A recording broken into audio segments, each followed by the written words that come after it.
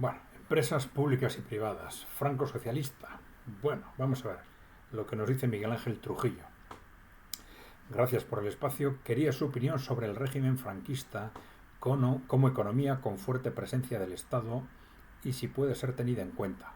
Claro, habíamos hablado de la importancia del sector público empresarial, que el sector público empresarial habría tenido en la posguerra para impulsar la economía, una evolución equilibrada también de la sociedad y de la economía, y cómo el periodo neoliberal ha borrado drásticamente el sector público empresarial, y sin embargo los países emergentes están apostando sistemáticamente por él en grandes empresas en sectores estratégicos, ¿no?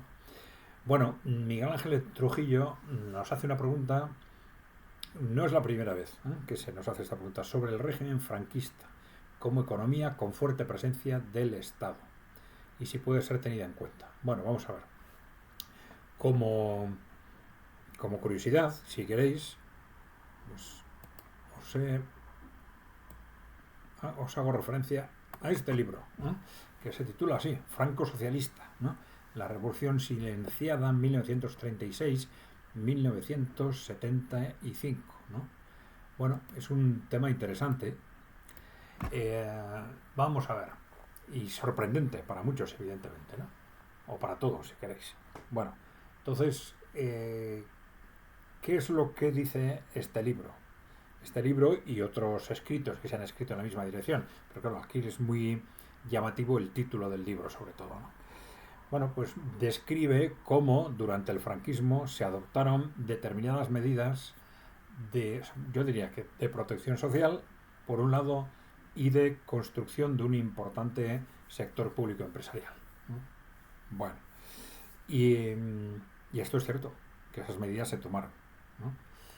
Y que es cierto que a partir de los años 80, gobiernos que se han dicho, unos de izquierdas, otros de derechas, otros de centro, pues bueno, sí, en los años justo en el cambio político hubo algunos avances sociales significativos, pero muchos de estos gobiernos han llegado y lo que han hecho ha sido lo contrario, dar marcha atrás en avances sociales o por privatización o por recortes sociales, etcétera. Y entonces, ¿cómo interpretar todo esto? Bueno, pues yo creo que la interpretación es muy clara. Es decir, es claro que durante el franquismo esos avances sociales se produjeron, ¿eh? Pero se produjeron en toda Europa. ¿Eh? Se produjeron en toda Europa. ¿Por qué? Porque estamos en unos años de un enorme desarrollo económico. ¿Eh? Bueno, no vamos a entrar ahora en las causas de que esto se produjera, que hay interpretaciones distintas según los economistas, muchas de ellas complementarias, ¿no? Haciendo referencia pues, algunas veces a la destrucción de la guerra, de las guerras mundiales, y al proceso de reconstrucción, que generó un enorme crecimiento económico, también bueno, al impacto de la segunda revolución energética. Bueno, hay argumentaciones distintas, pero el caso es que fue desde la Segunda Guerra Mundial un periodo, hasta los años 70, un periodo de un enorme crecimiento económico que permitió a la vez grandes avances sociales, que sobre todo en Europa, más que en Estados Unidos, se trasladaron a la constitución de lo que se llamó el estado del bienestar, ¿no?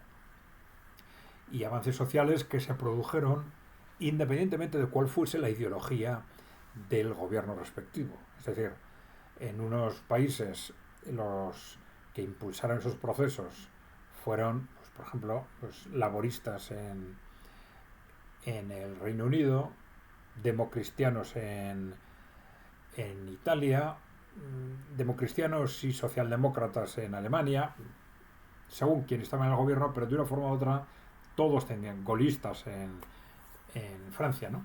Pero de una forma u otra todos tendían a hacerlo. Había un crecimiento muy fuerte. Luego también había en Europa en su conjunto había una preocupación social importante por el avance del comunismo, sobre todo, ¿no? La presión de Europa del Este, la Unión Soviética, etcétera. Y esto, teniendo en cuenta que teníamos un crecimiento económico enorme que hacía posible, que compatibilizar una gran rentabilidad de las inversiones empresariales, además de un gasto social importante, pues esto se hizo, ¿no? Y también llevó a todos los países a constituir un sector público empresarial potente y que funcionó muy bien durante décadas, independientemente de cuál fuera la ideología del país. Claro, ¿qué ha ocurrido a partir de los años 70? Vino en las crisis de los 70, entonces de los 80 en algunos países, en los 90 en otros, viene el periodo neoliberal. Y con el modelo neoliberal sucede de alguna forma lo contrario, que todos los gobiernos, diciendo que son de izquierdas, de derechas o de centro, pero todos acaban haciendo políticas neoliberales, con pequeños matices en una dirección u otra, pero todos haciendo políticas neoliberales. Entonces, bueno, digo, bueno, que como para responder a Miguel Ángel Trujillo, es cierto que durante el periodo franquista esto sucedió, pero bueno, que es en general más atribuible a las características estructurales del periodo que a que estuviera un gobierno u otro en el poder. Y esto es también relevante para que seamos conscientes de la relevancia que tiene, de la enorme importancia que tiene el modelo económico, o sea, el modelo socioeconómico en el que nos situamos a efectos de hacer unas u otras políticas. Y no tanto si presumimos de ser, pues eso ya digo, de izquierdas, de derechas, de centro, ¿no? Te sitúas dentro de un modelo o te sales de ese modelo. Pero si te sitúas dentro de ese modelo, vas a hacer políticas acordes con ese modelo, ¿no? Bien, es un tema muy interesante. Dejarnos preguntas o comentarios. No os olvidéis de dar a la tecla de suscribirse si no estáis suscritos.